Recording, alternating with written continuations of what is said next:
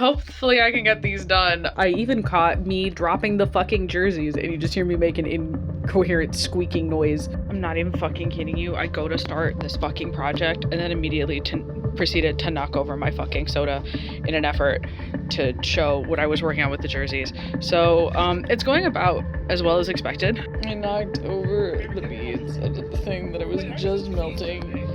Yes, baby, it's so upsetting. It's so upsetting, I know. Hello, everybody, and welcome to another episode of 10-Minute Misconduct. This March, we headed to Edmonton for the trip of a lifetime to see the Oilers at their 4-game homestand.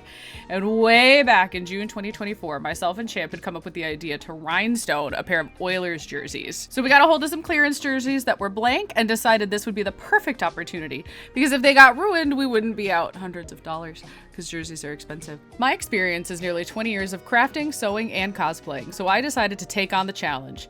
Take a pair of blank jerseys, add all of the numbers and nameplate customizations to make them look somewhat authentic, and then bling them out with thousands of rhinestones. As the saying goes, no plan survives first contact. Throughout this video, you will see that our best laid plans required far too many doses of reality and a lot of creativity, but I think the end result was perfect and even better than what we had originally envisioned. So without further ado, I welcome you to the roller coaster that is committing to the bit.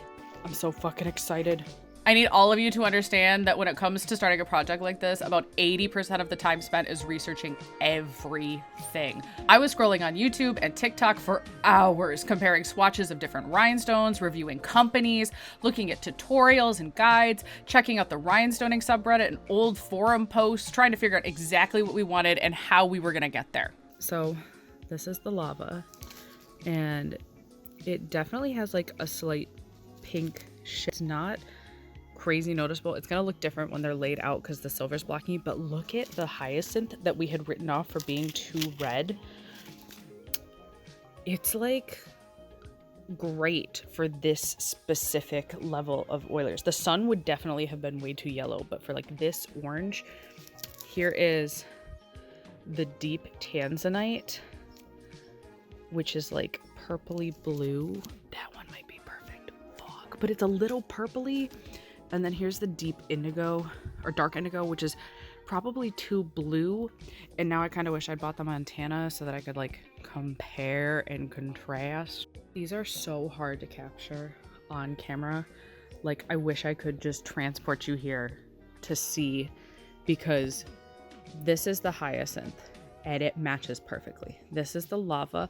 I think it's a little too dark, but it might be a good accent on the oil drop.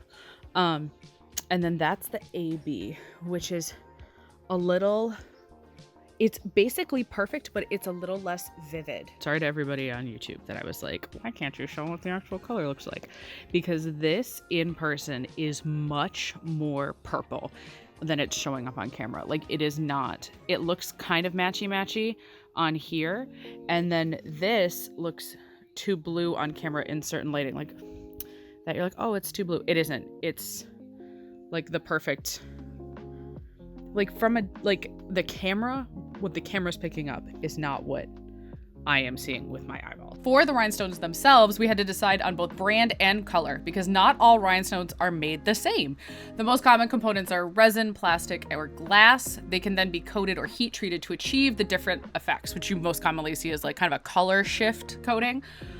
These can be scratched through heavy wear. You can see on the AB orange that's in this video that there's like reflection on the surface, and due to it being like a cheaper off-brand, there's some surface marring there. I picked glass because if I'm gonna do it, I'm gonna do it right, and they'd be the most reflective and allow for hot fixing or gluing, foreshadowing. And we ended up using a mix of Bedazzling brand and Precoscia. I think that's how you say it. I don't know. But Swarovski is a bitch, and you can't get them anymore if you're not like a industry person with like a special license or whatever. So we had to go with something that wasn't like the Swarovski. Even for like accent pieces, we would have had to buy them like second or third hand. It just wasn't worth it. They were also gonna be way too expensive. So then it became about color and cost. But thank you all for buying from my Etsy, because that directly financially supported this endeavor. Initially, we were only going to use the Precoscia brand, but it ended up being way too expensive anyways once I did the math on how many rhinestones we actually needed. So instead, I used them sporadically to add dimension, and we decided to use the lava color as an accent on the actual oil drop of the logo. The orange colors pictured here were AB Orange for an unbranded random place that I found on Etsy or Amazon, I don't even remember. Hyacinth, which is the bright orange from the Precoscia brand, and then Lava, which is also Precoscia and has that like reflective shimmer coating. They are really, really sparkly. Like they're very nice. Again, it's hard to show. Oh, the flash is doing it a little bit better. But again, I think the Lava is, I like it, but it's probably better for regular oilers. The AB is really nice, but I'm not sure if the quality is there for these ones. I would like them probably, I don't know. I'm bad at making decisions. Like they look really nice on the flash. But they don't have that crystalline depth that like these ones do. So I don't know, decisions. So stupid, but when you look at it from the side, you can see what I'm talking about, that like that is too pink. The lava is like almost perfect, but it is just a touch too desaturated or like yellow. And then the tanzanite is more purple and the dark indigo is like a truer blue. The blue was a hot mess. The colors did not want to show up correctly on camera versus in person, which led me to comparing it to outdoor sun, indoor with my phone flash, and indoor low lighting, trying to see what matched to the actual jersey. I was definitely more focused on how they were going to look in real life versus photos or video because we had to wear them. There was also a weird issue where I found some colors from Precoscia on eBay that I still don't know if they're real or not. I don't think they are. I did end up buying color charts so that I could directly compare between Bedazzling and Precoscia bands so that way the colors could blend really well together and there wouldn't be like obvious differences once I mix them all together. Throughout this entire process, I had to keep Champ updated on everything through Snapchat because I can't make a decision to save my life. These are the rhinestones that we have. These lava ones from Precoscia, I think that's how we say it. That is going to be on the oil drop part of the jerseys. Right there is like a little accent piece. Maybe we'll do it for the A's as well and see if we have time. These are the official like hyacinths from Precoscia. Like they're just really high quality. Not that I don't love these beadlands for the price, but they just are a higher quality. And I did get a bunch of different sizes, even though we're going to be going with the honeycomb patterning, just because there might be little spots, particularly on like the curves. Sometimes there's just little things on the logo. I'm not really worried about it for the numbers. The numbers should be fine. But on the logo, there's little spots, like right here on the oil drop, you're gonna see that there's like this little gap here, or like on the actual oil drop, the like shadowing or whatever, it just can get a little bit tricky. Same thing with like, I cannot believe I just dropped them. Okay, so with the rhinestones acquired, the actual first step is customizing our blank jerseys, a process I had genuinely disassociated about for the majority of this planning because I haven't sewn in years and I feared I may have overestimated my skills. By the way, these were normal McDavid and Draisaitl jerseys, even though they are our favorite players on the Oilers. I open it up and started laughing hysterically. It's fucking beautiful.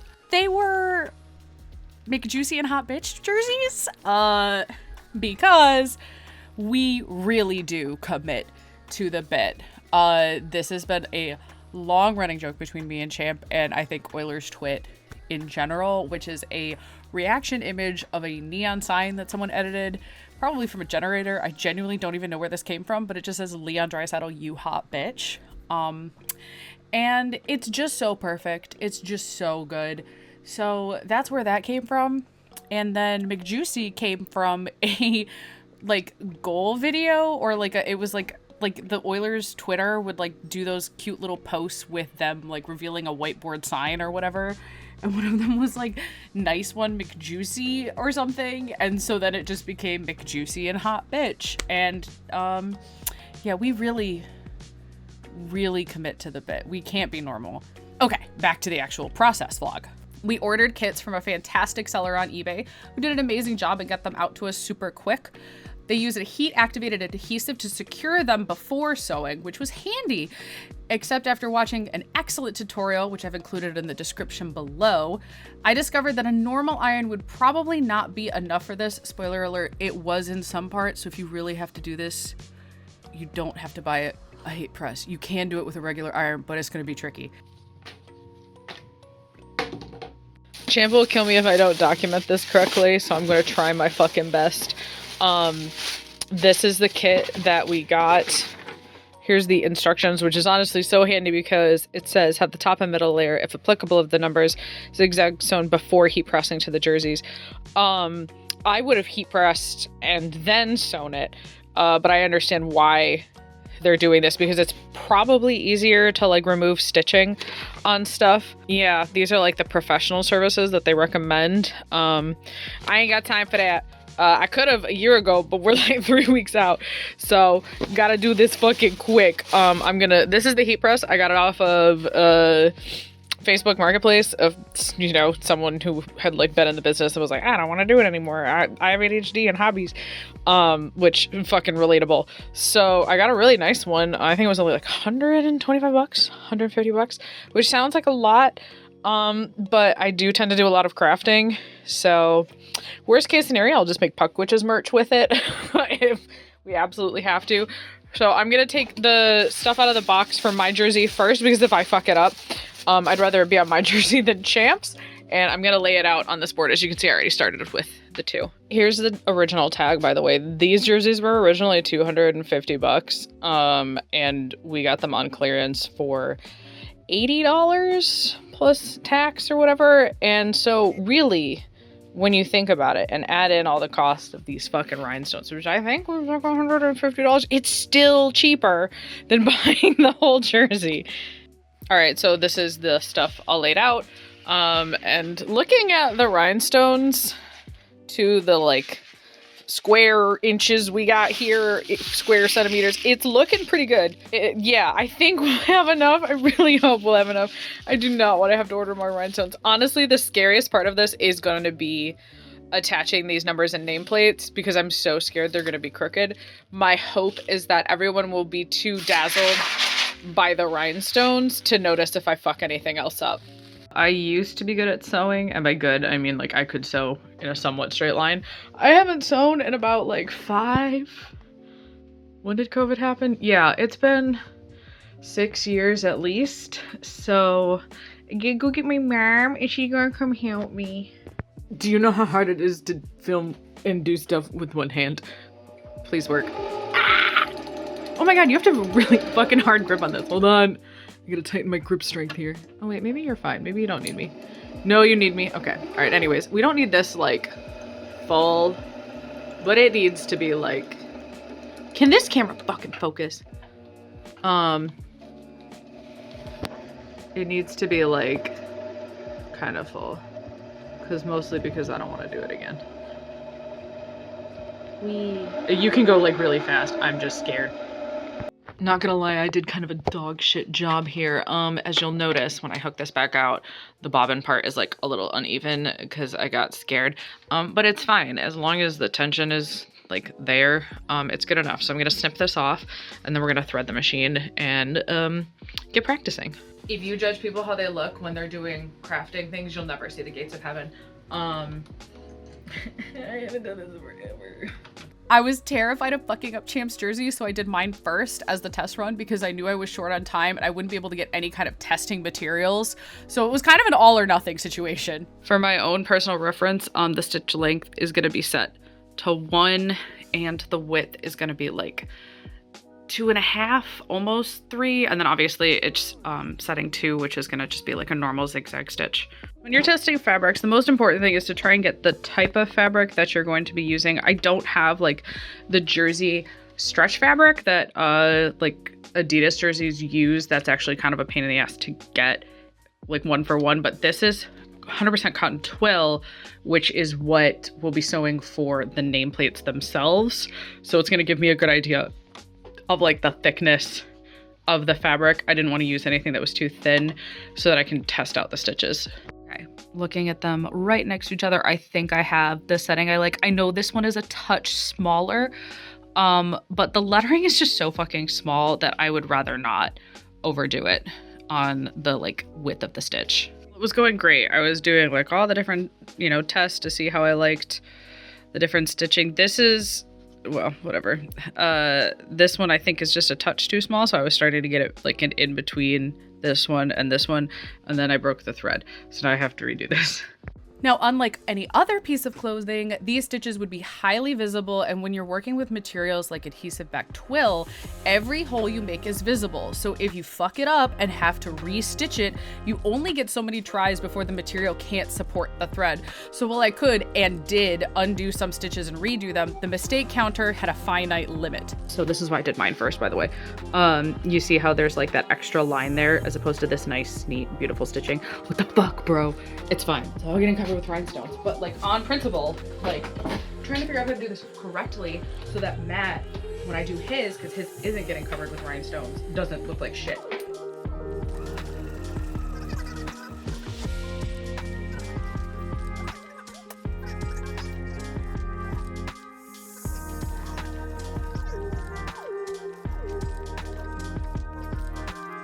True beginner's luck fashion, the first fucking part that I do is flawless, and then it just like stops behaving right around here. I'm gonna have to do some like looking up on how to sew on these 90-degree angles, but these are getting all covered by rhinestone, so I don't give a shit. That's also why I did mine first. But yeah, I'm gonna just have to do some testing. Guys, I'm gonna keep it real. If you have the means, just go fucking get somebody else to do this. Like, if you're rhinestoning, intention's all wrong. If you're gonna rhinestone it, do what I'm doing. Like, who fucking cares?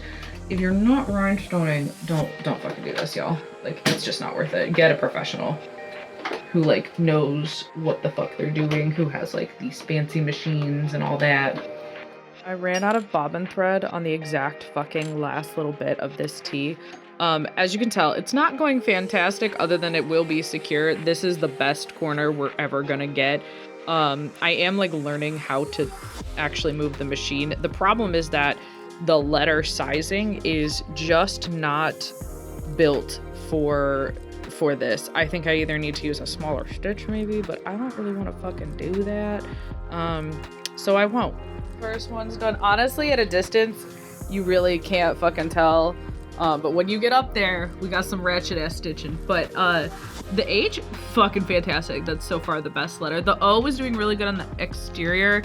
And then like there, it got all fucky wucky. The T, I was doing so good until this one fucking part. But yeah, I am definitely learning as I'm going and improving. Thank God it's all getting covered though, because I don't think I have it in me to give a shit. I realized that not only do I have to finish Champs McJuicy, but I also have to do the fucking numbers on the back and the patches on the front and the side sleeves.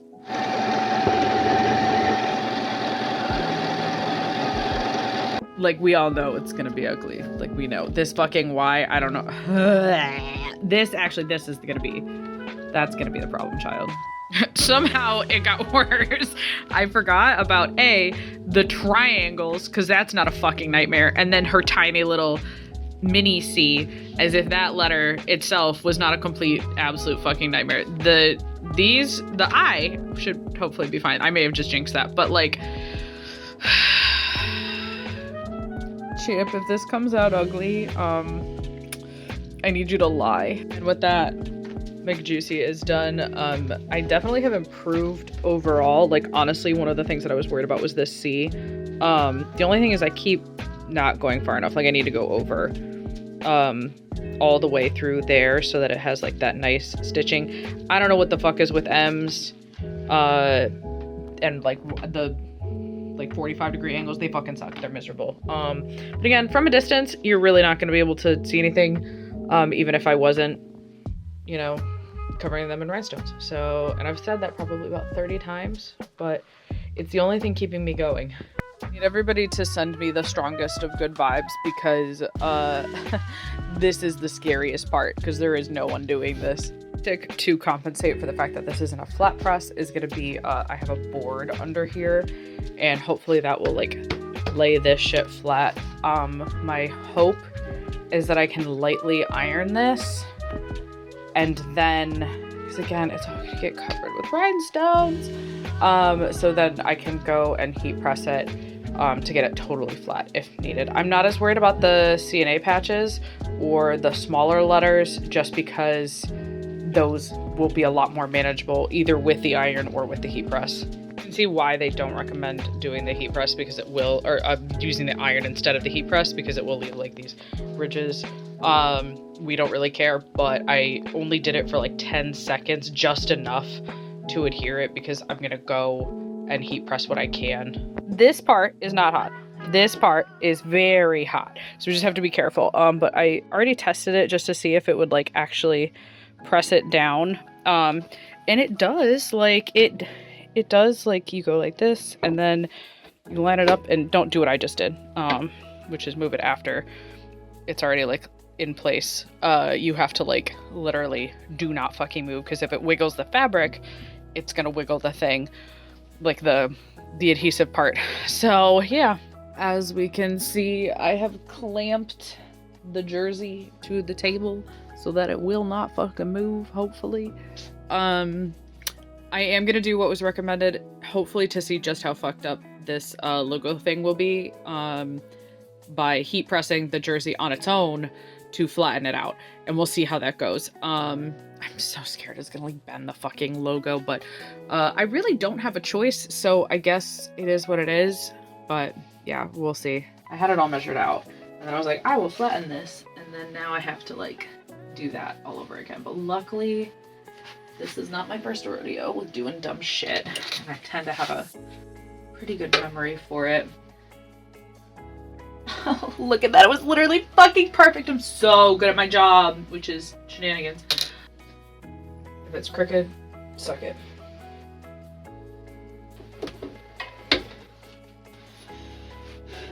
It's not stuck all the way, but it is definitely starting to adhere. So far, nothing catastrophic, but it will not fucking like heat down all the way. Like, you know what I mean? Like, it keeps lifting up a little bit, and I'm scared to raise the heat any higher because I really don't want it to melt, but I also need it to like actually fucking adhere. May have found the problem that I was using this incorrectly and had not set it to the correct thing. So that's probably why. Yeah, definitely a case of user error. This needed to be like tightened because the way that it clamps down, it just wasn't clamping down enough, and that was honestly that was the main culprit, other than I wasn't using the mode. So this is like on much more securely. Not terrible, like considering I really stopped caring about 20 minutes ago. There's just a couple little spots that I'm gonna do maybe one more batch, but I did figure out how to put this on so that it's flat. It has to be this way. Like, doing it with 2 layers, it just doesn't work. It doesn't lay flat enough for the like actual press action to cooperate. You can see heat pressing them after did work, and it made them like so much smoother. So if you're like me and you were struggling to get the numbers aligned correctly, I would definitely lightly iron them with the iron moving for like 10 to 20 seconds, like around the whole number set, just enough to very lightly adhere it. This was so fucking annoying, but basically no Adidas jerseys are the same when it comes to the arm sleeves. Every single one of mine was a different distance from here. I looked at pictures online, insert pictures here, editor, whoever it is, probably me. And it looks like it's like an inch above these stripes. So we're gonna go with that because in the like in-game ice ones, that's what it looks like. The autographed ones that were on like the official NHL website did not look like that. They were like somewhere in the middle, but I'd rather go with like the on ice version. I think it looks nicer. Them being in the middle is like really hard to kind of judge.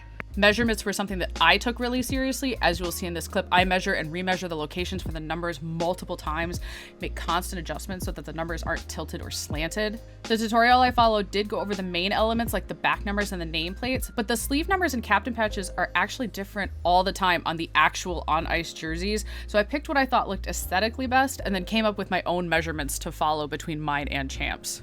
Something finally fucking worked on the first try. Folding the sleeves in half worked fabulous. I didn't measure the distance between them. I just made sure that they were an inch at the bottom from that sleeve and then brought them as close as, like, I don't know, I left like maybe a centimeter on like that fold line, because it honestly really is not that big of a deal. But the gap is usually pretty narrow on the Adidas sleeves that I have seen. And it would like kind of go down in the middle if the temperatures were not 100%, but yeah. So, but it's working so far. When you use that mode, I think it's because 280 is just the temperature. It's very cold in this basement too. And that's probably affecting that, like the ambient temperature of the products is not super high, but I think we did it, kids.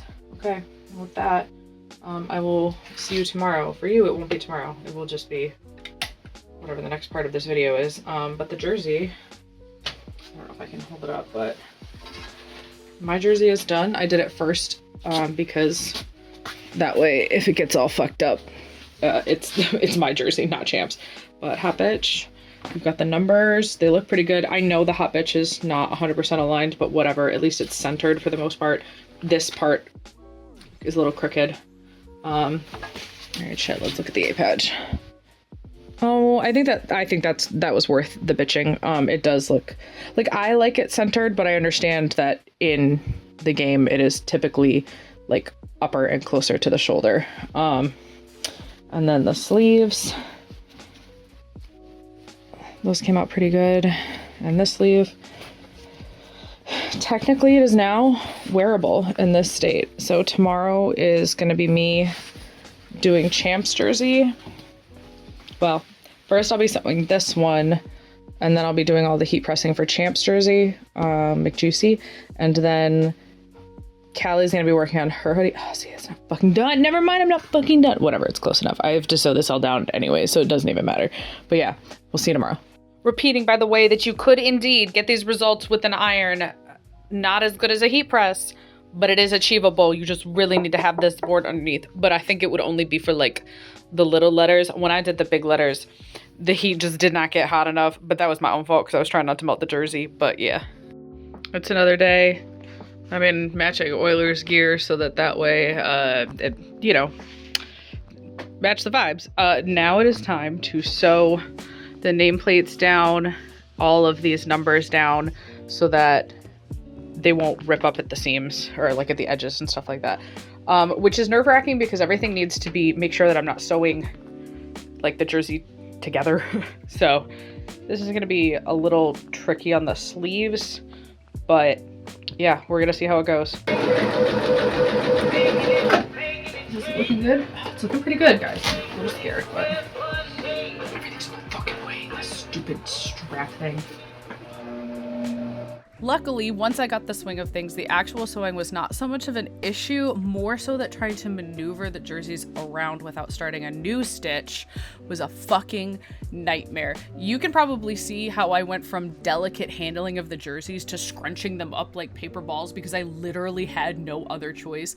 I really didn't want to have the super thick stitching in case I didn't finish rhinestoning, and the more thread, the more difficult it would be for the rhinestones to lay flat. I'm definitely getting better at the stitching. There's only like a couple spots, but like it's just so tedious. Like I now have to go do this inner square part. But honestly, these diagonals are pretty fucking brutal. I'm getting a lot better at like the corners overall. The thing I didn't want to happen happened. I was so fucking careful, and one stitch.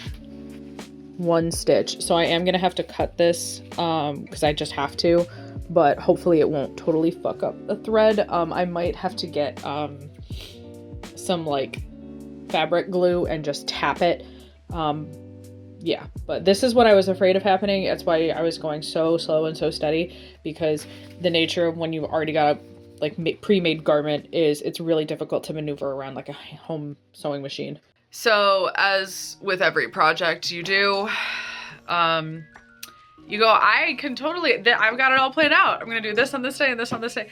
And then it all goes to fucking shit. And you have to go to the store and grab thread, and you can't get the tools to work. And so basically you should always, like any project, double your expectations on the time. Originally the plan was going to be that Callie, who's upstairs right now, was going to do the rhinestoning with me. But since I don't have the sewing done, she can't. So I think I'm just going to stay up till I get this done. Even if it's like 2, 3 a.m. Or 4 a.m. or 5 a.m. At best, I might just leave some of the sewing because the sewing is so finicky.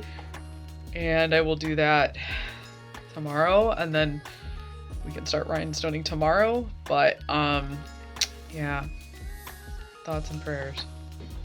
Fucking orange and teal.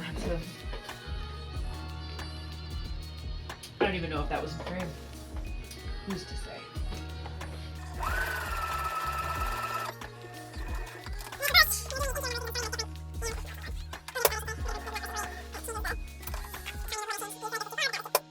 We did it, kids.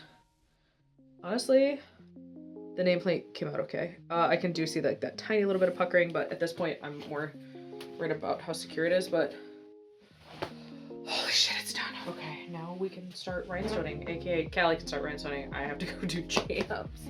It took 2 days and 10 years off my life, but it's fucking done. Every single number, the nameplate is sewed on. We've got the little stop fighting me, sleeve. The A patch.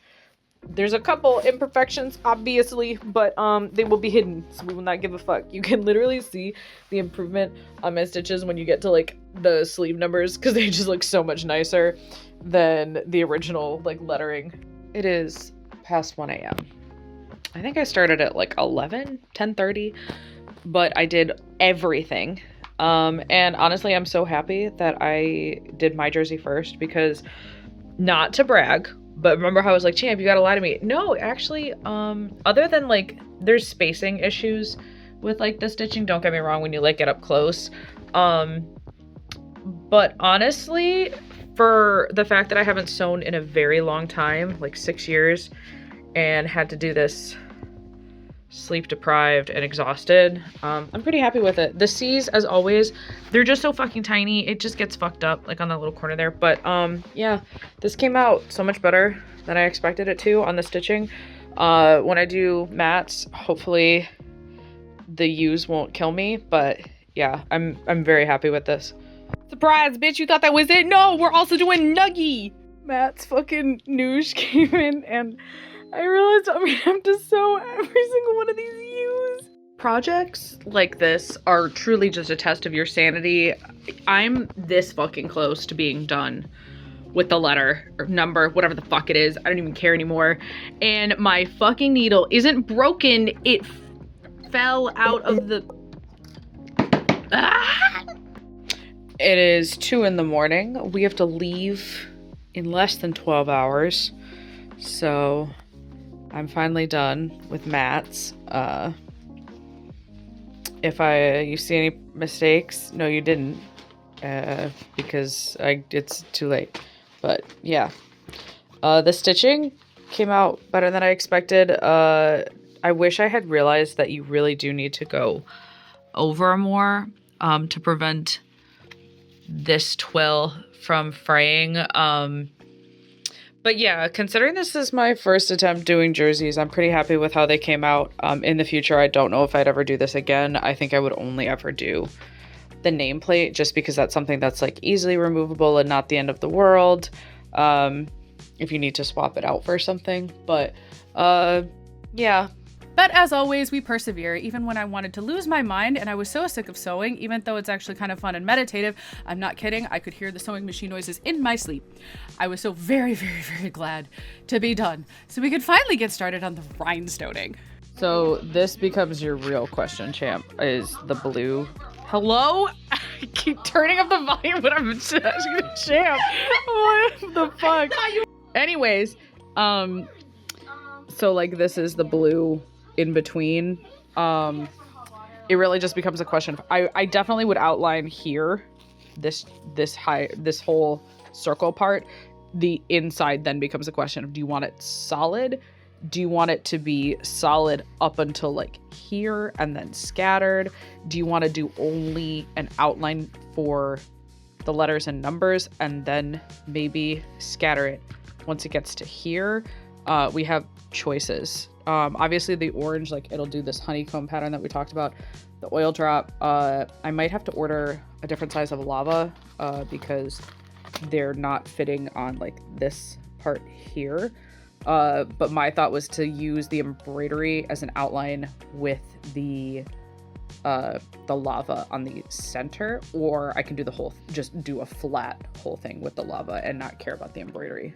We're starting, so far, I'm figuring out how to work the tools, so mine's gonna be, while I get the spacing, but yeah, it begins. Again, I cannot express how much we were really crunched for time. My life is always crazy. I couldn't really do a large test to make sure the patterns worked. I kind of just had to say fuck it YOLO and trust my instincts.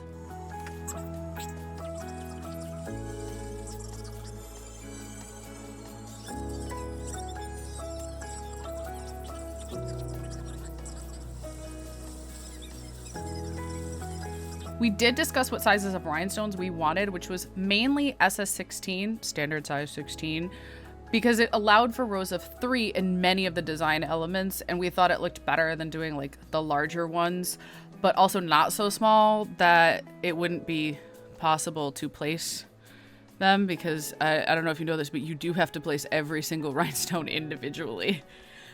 I did get some kits with an assortment of sizes because I knew I'd need to fill in gaps with like smaller stones as needed. The only spot where I didn't use SS16 as the main size was the outline of the logo, that like blue circle around the Oilers logo, which I used SS20, and I think the larger size looked awesome, and it just worked. It worked. Champ had to listen to me explain the fucking timeline of Resident Evil because she only knew Resident Evil 7. She knew about Resident Evil from Resident Evil 7.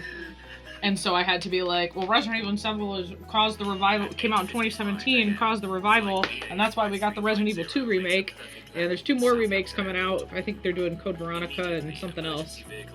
And I was like, and then I'll never forget about Even. Now, initially, I really wanted to use hotfix because on fabric, it is typically considered much more durable than gluing, and it doesn't really mess with the wearability of the fabric as much since there's no thick layer of glue. It also means that there's not like a shiny surface. It doesn't really like, sometimes the glue can stick up and mess with the edges of the rhinestones too. So it's just considered better overall for a lot of fabrics. It was also less messy, but it was way more time consuming. It was literally like 5 full seconds per stone, which, as we've mentioned, it means that it's 5 seconds for thousands of rhinestones. We're on the last little bit, and then I've got to figure out how to do this curve.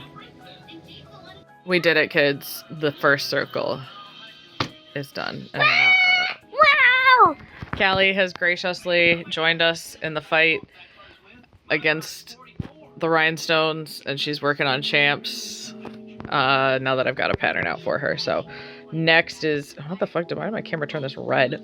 Next is gonna be figuring stuff out. Either that or I'll just do an outline of the blue to make myself feel better. So yeah, So much depth. it looks really good with the 20s. I do have to mortar ortho, but yeah, the blue looks so good. I'm impressed because this color is not what we had picked for the indigo, so it's not like 100% match, but like it's just so much cheaper, my guy. I'm gonna use these really nice indigo ones to surround this dot, like the oil drop, because it'll just look really, really nice. What might have to happen is doing the blue first, because when I go to like line these up, they keep falling over because the edge is raised in like just the way that the weight of the twill is. So my thought is maybe I'll outline it in the blue with whatever I have, and then fill this in with as much of the 16s as I can. We just might have to put in some of like the 10 and 12s in any of the gaps. It's just the nature of like the curves and like these kind of angles that they just don't play well with the same size over and over. So we have options and options. The orange, I think I'm gonna wait on the lettering because, well, not wait, but like we have to decide how we're doing the blue because that outlines the orange letters. And it's just easier to outline. So here, where's my pencil? Here is the 20. So 2 would fit here. And then here's the 16, which 3 would fit. I don't care. It's just more like what you like the look of. The in between here, the 20 are too big. Like there's a couple right here. I don't know if you can really see because it's so hard with the lighting. The 20s overlap too much onto the orange, so I can't use those here. So it would either be a case of like I can do 20s to the letters here, or I'm sorry, 16s, the smaller ones on the whole blue here, and then do the large 20s here around the border on the inside and the outside. Or I can just do the larger ones on the outside border and then do the inside border with the 16s. The 16s would be the same as here, so they'd be more fluid. But if you want like that true border look, I also, yeah. Maybe one of the craziest things about this E6000 glue, I did a really, really thick layer because I was trying to see like how it didn't bleed through at all. Like there's nothing bleeding through there. Do you know how like usually it soaks through? It is tacky, like you can hear it. Like when my thumb presses into it. But that's because it's so thick, and I imagine it will like fade away, and it's like it does like get dented and stuff, but like I was worried, and it's very flexible. Like I was worried it was going to be so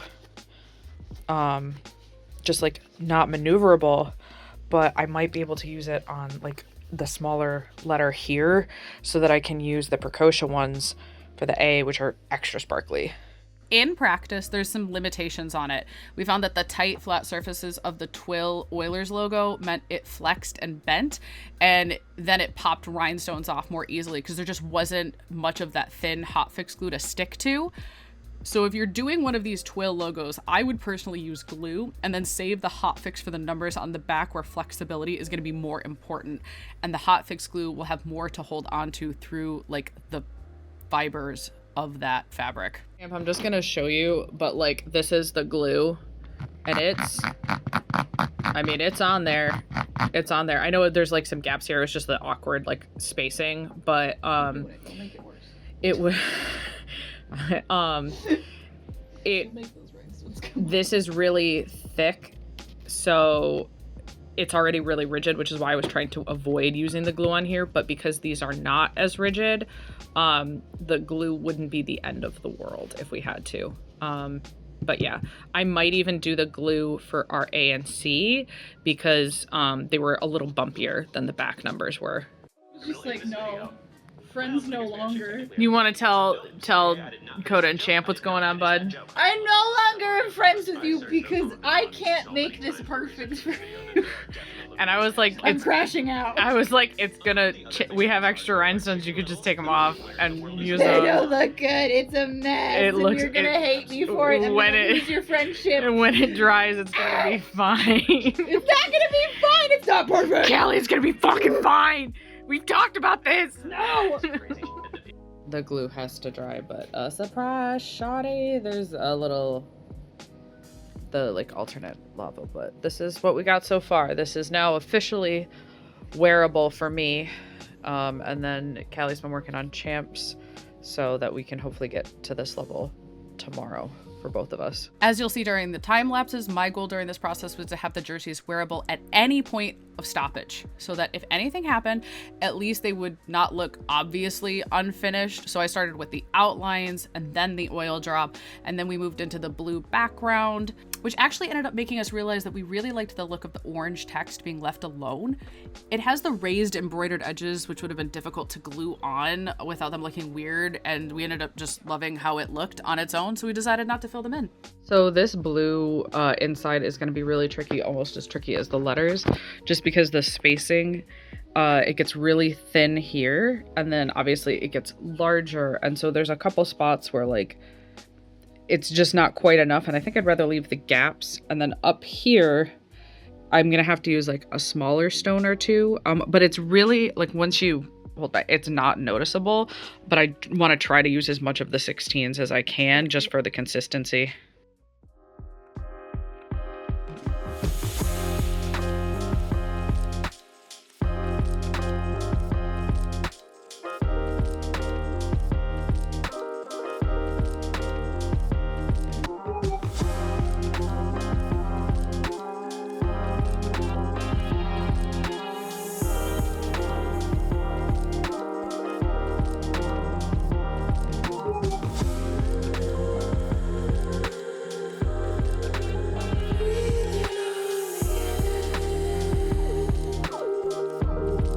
So I don't know if it's the movement or just the fact that like the twill is very like smooth and doesn't have a lot of grip to it for like the very thin layer of adhesive. But I keep having pieces popping off. It could also just be user error because I'm not counting the full 15-20 seconds. I'm just kind of throwing them on and like, close enough. That they are popping off. I'm gonna bring a repair kit with us and like my hotfix tool just so that if there's anything that pops off and some glue, I can fix it. But it's just one of those things that like, you know, rhinestones do fall off. But yeah, so that's kind of why I was leaning towards the glue.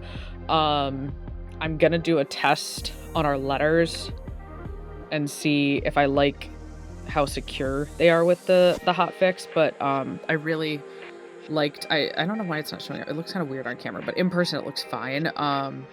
It's maintaining that flexibility. And it would be a lot tighter on the back numbers just because I don't like the small little numbers here. Only have so much I can do. To test to make sure they're fitted, I'm running my nail across them and see, like if it wasn't on long enough, it'll pop out and then we can redo it.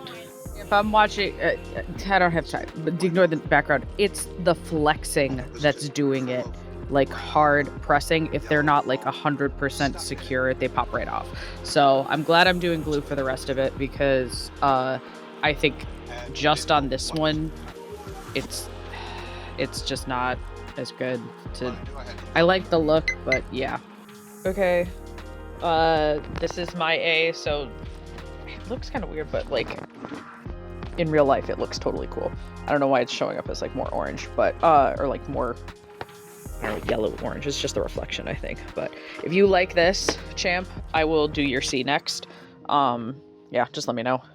So I am coming to the opinion that the logo, because of the thicker twill and less like, I don't know, I think I should have used glue on this instead of the hotfix, because as much as I like how secure the hotfix is, it actually isn't that secure, because it doesn't seem, I don't know if it's just that we're not melting it long enough, because we're using the smaller tool because it's more, I don't know, it's just more likely to fall off for some reason, even though it's supposed to be more secure. And I don't know if that's like a branding issue, like that the brand isn't as effective or what, but like they're still very, like when they're on. It's just weird that like every once in a while if you didn't put it on for like a full 15-25 seconds, it doesn't melt the glue all the way. And you think it's on there secure, but then I move the jersey around and they just fall off. So I'll be bringing a repair kit with us to Edmonton with extra gems and stuff like that and the little packaging just to be safe. One important thing to note is that rhinestones are always going to fall off. It's simply the nature of flexible high-use items like clothing or costuming. You're gonna have them fall off occasionally. It's why it's critical to use the correct application method for the correct materials so that it limits the number of the stones that fall off. Even sewing them on is not foolproof. The thread can snap and fray. It's just the nature of these, okay? So I knew going in that I was constantly going to be testing if the stones were secure or not and trying to balance having too much glue and also that I was running out of fucking time. Speaking of, we're done with the front. The logo was the most daunting part of this project because the logos have way more curves and like odd spacing than the numbers or text, and I genuinely think it came out fantastic. I'm so glad we were able to match the colors so well, and the slight color shift on the oil drop, it just looks so good, guys. I'm so happy with how they came out. On to the back. With the aforementioned time crunch, I am not kidding, I was working on these until 5 a.m. the day we were leaving for Toronto to fly out to Edmonton and Calgary. I ended up going for broke and using glue on the A and C patches, the nameplates, and the numbers. The glue worked out fantastic. It did darken the color of the fabric a little bit and add a bit of shininess, but it was so much easier to adjust the stones into neat rows, and oh my god, it was so much faster than the hot fixing. It was so much faster. But we got hot bitch done and McJuicy. Gluing is so much faster. I don't know if I'll be able to do the whole numbers just for time's sake. Like, it just takes for fucking ever to place things. We'll see. My thought is to outline the numbers and then if I have time, fill them in. pausing to do a quick update. We have to leave tomorrow morning, afternoon, whatever. So of course, everything had to happen ever in my life, and I had to do this at the very last second. But this has only taken me like an hour, I think, 40 minutes, like an hour. So I think I can do everything tonight if I stay up really late. And then if I can't, I have to do the sewing and this, and if I can't finish my numbers, I'll just do them at the hotel when we get there. Okay, I still might add some in the middle here. It's up to Cham, but that will probably be done when we're in Edmonton, so she can like physically see if she wants me to add it or not. But yeah, McJuicy is basically wearable now. It is 3:30 in the morning. I will always be a hot bitch, but oh my god, this took forever. But everybody is done. I have to go to bed because we have to leave in less. We'll already, God willing, be in Canada in 12 hours. But I have to sleep before I die. I can feel my brain turning to mush. So I'm gonna clean this up a little bit, get stuff packed, and then go to bed. And then bleach my hair, hopefully tomorrow. We will see. But yeah, we'll be in Edmonton in like a day. It's crazy. And so, with literally no time to spare, I had finished sewing 3 jerseys and rhinestoning 2 of them, all within a single month, while also working overtime and surviving several family emergencies and a trip to Pittsburgh before we went to Edmonton. And without further ado, here are the final results. How good it turned out. Hell yeah. It's so sparkly though. It's so sparkly. Shout out to Callie for helping with the first third of it. Yeah, bitch. Here's the thing. If anything falls off, I'll fix it. Like, that's the problem with rhinestones. They're never permanent. Like, they just aren't. Because they're just not. Oh, but it looks so good though. I'm so excited. Oh, it's so sparkly. Ready to move. What mood? It's so sparkly. It's so sparkly. Oh, Oh, we did it. look how good it looks. It does look so fucking good. It's so sparkly. I really am glad we did a different color for the oil drop part. Yeah, me too. It's not heavy. Oh, well, there goes one. Yeah, like I said, they're just gonna come off. Especially, you know what it is? It's the lower one ones at the bottom. because it flexes, It's not heavy, which I like. which is good. Here, let me see the back. Yeah. Oh hell yeah, McJuicy, McJuicy, hell yeah. That one Leon Noosh. We all match. Yeah, yeah, hell yeah, hell fucking yeah. Oh man, I want to fucking die. I hear little beads falling. I know you hear the little, like, It looks so It good. does look so Now turn good. around. Yes. Yeah, your hair will cover it. yeah, so that I don't get kicked out. Yep. So tonight is our Sharks versus Oilers game, and it is also the night that we are wearing our Bedazzled jerseys that we spent so freaking long doing. And if you look at the back, Matt, will you please show off my? Well, Matt got the news. Will you show off mine, please? And then I got. Whoop. McJuicy. It's showing me. Oh. Hold on. Turn around again. McJuicy. See, and then Saint got her her very there you go. There you go. Her very profane jersey. Yeah, I have to cover with my hair. But it's funny. So